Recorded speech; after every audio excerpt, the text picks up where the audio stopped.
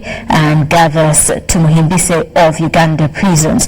A two-day summit at the Kenyatta International Conference Center, attended by several heads of state from the 79 member state group, was on the theme a transformed SEP committed to multilateralism.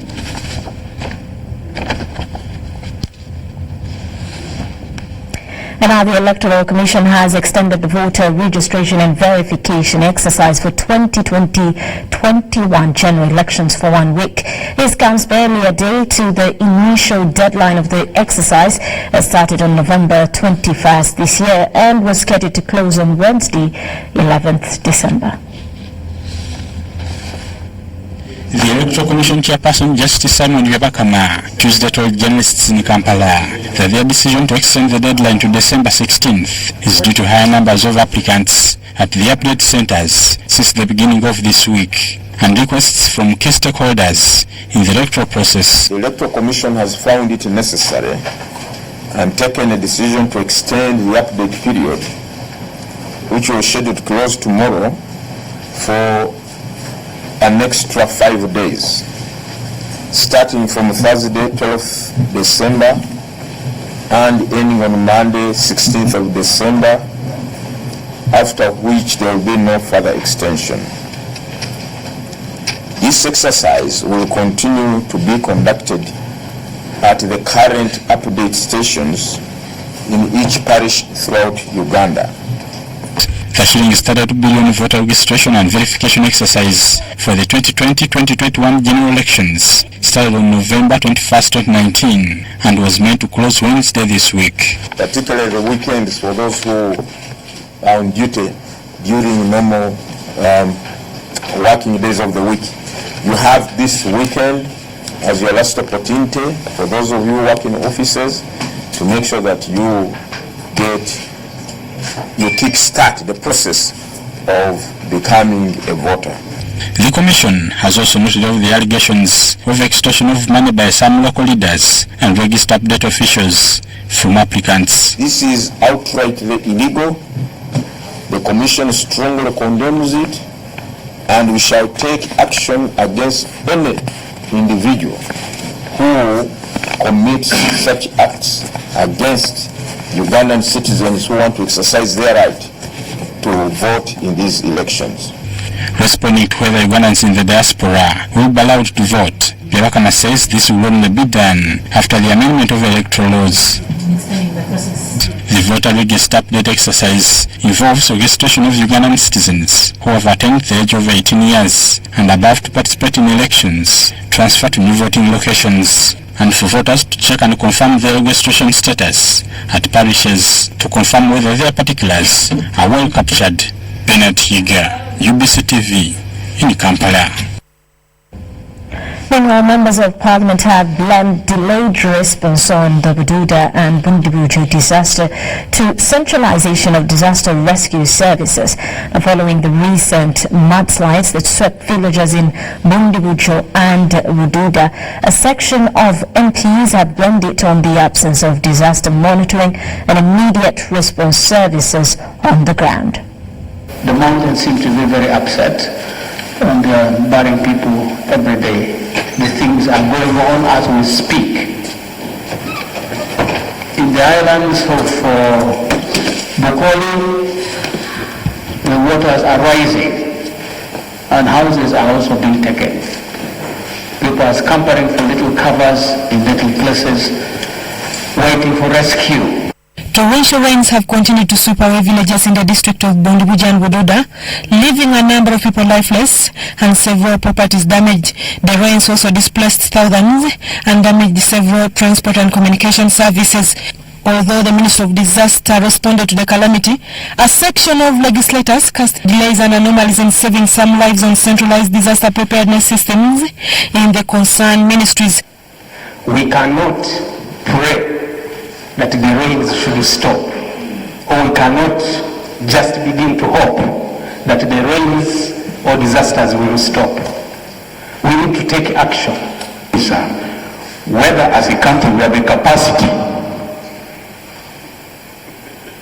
to respond to the disasters that are affecting the country, assure this country However, although Parliament approved a budget of 20 billion earlier to manage the situation, up to now the money in question has not been released by Minister of Finance.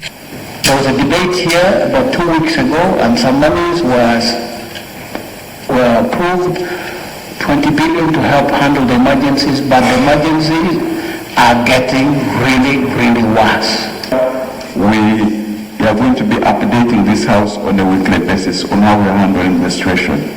Members of Parliament have asked the Minister to consider empowering district disaster preparedness committees to ease the response rate and boost early monitoring. Although there were disaster preparedness and monitoring committees formed in the grassroots, they seemingly got disenfranchised. I just would like also the Honourable Minister to clarify if the structures which are supposed to be functional for districts, for sub-counties, that is the disaster management committees. So I insist that our response system should be on high alert to be able to rescue people so that we don't have so many deaths in such short a time arising from natural calamities. Nonetheless, the Minister of Finance has failed to give a concrete stand on why the 20 billion meant for disaster preparedness wasn't released.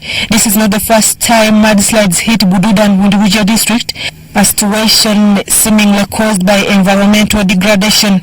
Susan Naunga reporting for UBC TV. Local defense with other security agencies have shot and killed 4 of the 8 robbers who were attempting to rob the residence of a businessman in Lubaga Division. Incident occurred in Chigaga Zone, Mutunde Parish. Now, the Public Information Officer, 1st Infantry Division, Major Bilal Yusuf Katamba, told UBC TV that the team was working on security intelligence and one pistol was recovered. A hunt for the remaining gang of 4 robbers who escaped in a Caldina silver black vehicle continues. 4 criminals who had come to rob one of the homes of the residents of this area, Mutundwe, Chigaga Zone. We are able to recover 1 gun, a pistol. Unfortunately, 1 vehicle with Isoch Pant escaped. We suspect that they had bigger guns, but our intelligence force is following it up. We are sure we shall get them also, those who have escaped. I urge all Ugandans, especially the residents of Kampala, Mukono and Wakiso, to give us intelligence, any information that they may have regarding criminality and criminal activities in their areas. We have entered the 3rd phase of our operation, which is called Operation Tokora 3. We also have a quick response force at every police station. So I urge all Ugandans to get the telephone contacts of the stations where they are in their areas, so that in case of any incident, they are able to report and we are able to respond. We have orders to respond within 5 minutes of the call. Previous records show that during this festive period, there's normally an increase in crime, especially in urban areas.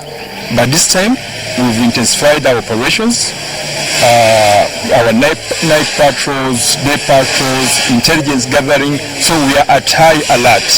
What I urge Ugandans that if they get any information that's connected to crime, they should report to police or other security agencies so that we are able to follow up that information. Meanwhile, government is set to roll out Sayana Press self-injection model of family planning to scale up the uptake of family planning across the country. Sayana Press self-injection, self-administered hormonal birth control this option for women presents pregnancies for 3 months. Pilot studies on this birth control method in the districts of Wakiso, Kampala, Mubende and Kasanda shows a high uptake, fast necessitating the mass rollout. Even with the introduction of different family planning methods, Uganda's fertility rate, maternal mortality cases and teenage pregnancy rates remain high. Sector players say the low uptake of family planning methods across the country could be responsible. A self-administered hormonal birth control method, Sayana Press, has been introduced to address the gap. We definitely have to put innovative ways, and one of them definitely is to have self-injection of subcutaneous DMPA, subcutaneous injection, which a mother can be able to inject. For now, districts of Wakiso, Kampala, Mubende and Kasanda have enrolled for this method, but with cases of stockouts. We had a problem with the ordering. It was only health center 4s which were allowed to order. Then health center 2s and 3s were not allowed to order. And it was not being included in the essential drug list. So that was the problem. But since they have said they are going to improve on that, I hope we shall now rectify the issue of stockouts. But clients have really liked Sayana Press. So, government can now roll out the program throughout the country after creating awareness to clear the myth. Atekeresa obuzibu ebya myths and misconceptions zireesa obuzibu. Oli n'atandika ekintu n'omubuuza olina bwino waakyo, nange nawulira kiwulire. So we have to make sure that we address the myths and misconceptions. Wanga ze zireesa obuzibu. Oli n'agamba bw'ofuna empiso okulukuta. It depends on an individual. All this was during a stakeholders meeting on the uptake of family planning methods across the country, organized by PATH, one of the non-government organizations promoting improved health services. Dorcas Kimono, UBC TV News. Government agencies are being urged to subscribe to the e-government service portal as the ICT ministry puts together a law to make the subscription a requirement. A minister for ICT says government can help reduce some of the cost of using the internet to enable end users access services online. This was revealed by Frank Tumobaze during a press conference at the ministry headquarters in Kampala, where he also announced the forthcoming 2019 Innovation Exhibition slated for the 17th of December. The Minister for ICT, Frank Tumwebaze, wants a law that will compel government agencies to extend online services to citizens. To make it mandatory for the accounting officers to take business online as a good practice, good governance practice. When all agencies subscribe to the online portal, bureaucracy will be dealt with. Going online, paying your taxes online, bidding for a procurement online, applying for a job online, applying for admission to university online, eliminates 100% human contact. So the question is, where will somebody delay you for you to give kintu kidogo? So digitization really is the solution to inefficiencies, to corruption, to bribery and all that. To access e-government services, end users will be required to have reliable internet. I would want to see UTL up on its feet, giving MTN and Airtel headache. I would want to see K2. I would want to see more players in the market. So the more you have more players, the types of like a mobile in the UK which gave others headache, the more they will come up with favorable data plans affordable by everyone. My UG Wi-Fi initiative has registered success, and the minister believes it should be government's key role to ensure people are connected to internet. If I am at the airport, CAA should offer us free Wi-Fi. If I am in Parliament of Uganda should offer us free Wi-Fi in its premises. If I am in the Ministry of ICT, I should get free Wi-Fi here. If I am in KCC and its gardens, I should get free Wi-Fi. So that is the message now from this trial. Through the ICT ministry, the government has committed to support local innovators to develop their systems to maturity. Over 72 innovators have so far been supported through trainings, mentorship, and placements. The allocation of 15 billion shillings through local innovative hubs has further boosted creativity in the country. To consolidate these plans, the ICT Ministry will be holding the 2019 ICT Innovations Expo to showcase the progress towards creation of ICT and development of entrepreneurs. We are trying to market their ideas. We are trying to tell government agencies that we no longer need to procure highly expensive systems from abroad. Or if you do, don't go on buying licenses or again paying for teams to come here for maintenance. We are demonstrating that this capacity we have as a country. The expo will be held on the 17th of December this year at the Uganda Institute of Information and Communication Technology in Nakawa. The head of state is expected to grace the expo. Ivan Kahwa and Sebila Andrew, UBC News. And with that, to quickly take a break, we'll return with more details. You're watching News Tonight.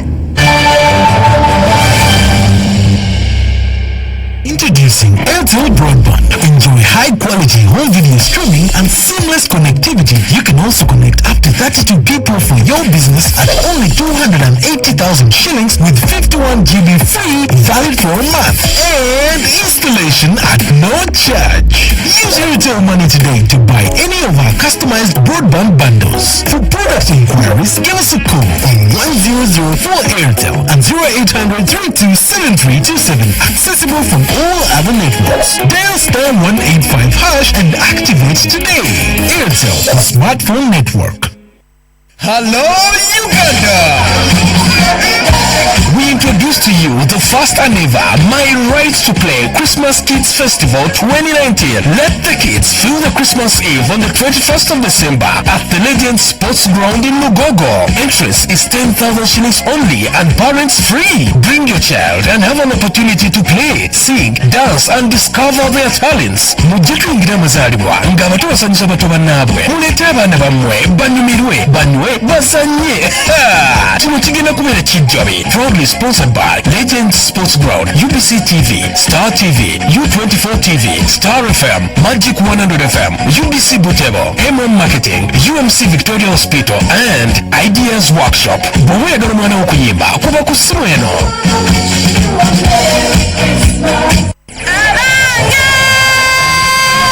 Omwezi gwatundayoleza kwezi 2019 guguno gugguse ku kisaba ky'Nakivubo Bbulu Primary School. Jangu wekwata ekifo kyo amangu ddala. Mwana atundira ebyamaguzi ebyo atoona mu gattako gw'ekibuga Kampala ng'ennaku z'omwezi 19 Desemba okutuusa nga 23 Desemba guwagiddwa UBC TV, Epscola, Bella Wine n'abanguka mu byenfuna ku Star TV emunyenye y'eggwanga.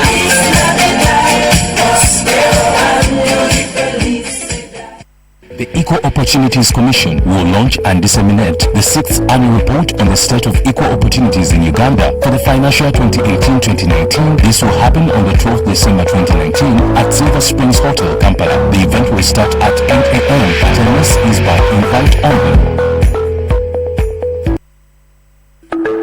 The Electoral Commission informs the general public of the Voters Register update starting on the 21st of November to 11th December 2019. This will be a self-reporting exercise to provide personal details. A person who is already registered as a voter in Uganda must not register again.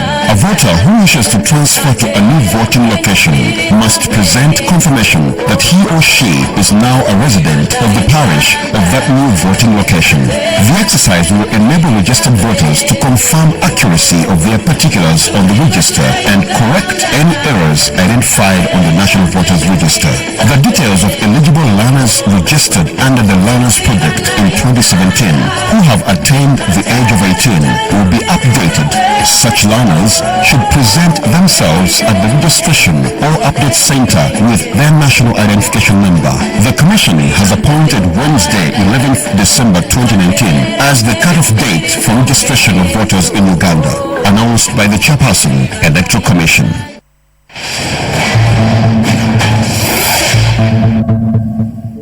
Hi, I'm TJ Drogba. On average, almost 250,000 people die on the road in Africa each year. As a proud African, it's great breaks my heart knowing that so many deaths could have been avoided. So when you're on the roads, follow these safe steps and help save lives. Drivers and pedestrians share the same responsibility of keeping themselves and others safe. Your eyes and ears are your best safety tools. Avoid using electronic devices that distract your attention. Stay on sidewalks. If there is no footpath, walk on the edge of the road facing oncoming traffic. At a road crossing, stop, look both ways, listen, and then cross. And please, never play in or near roads. So when you're on the roads, follow these safe steps and help save lives. We all have a role to play in road safety. Together, let's make Africa's road safer.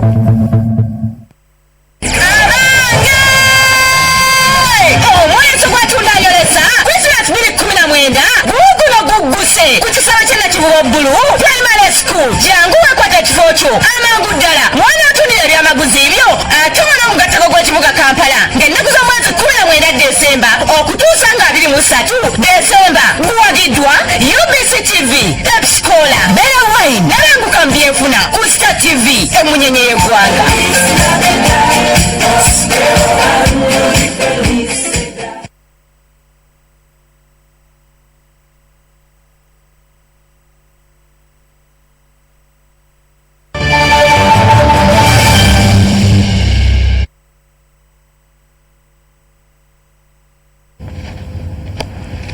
Welcome back. You're still watching News Tonight. In business news, the European Investment Bank, EIB, has released 15 million euros, an equivalent of 64 billion shillings for female economic empowerment in Uganda. The European Investment Bank head of the Financial Sector Division, Robert Schufeld, says the money targets financing women enterprises. It's time for women to start enterprises following a boost from European Investment Bank. European Investment Bank, head of the Financial Sector Division, says 15 million euros has been released as part of the 1 billion euro She Invest Fund earmarked for Africa. And it's available to UDB for up to 10 years for it to support its customers in investing here in Uganda. And this loan to UDB is in fact the first loan under the She Invest initiative. Uganda Development Bank is the local lender for the 60 billion line of credit. It will expand the scope for long-term capital targeting women. Yes, the bank is quite ready because we've been engaging over a period of time. And of course, part of the process is really to try and make sure that we are ready ourselves and in line with the country's own national development priorities.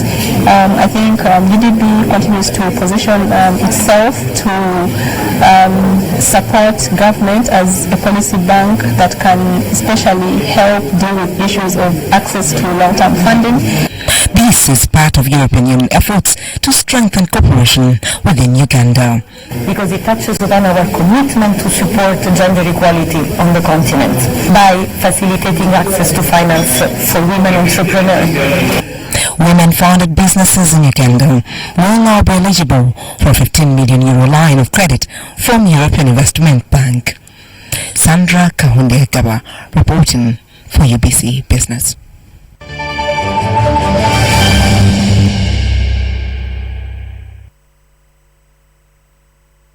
Now on the international scene, a U.S. watchdog has found no evidence of political bias when the FBI launched an inquiry into the 2016 Trump campaign despite serious performance failures. The U.S. Department of Justice Inspector General's report concluded the Law Enforcement Bureau had authorized purpose to initiate the investigation. But it also found applications to wiretap a Trump aide had significant inaccuracies and omissions. The watchdog also found that an FBI lawyer assigned to the Russia case doctored an email from the CIA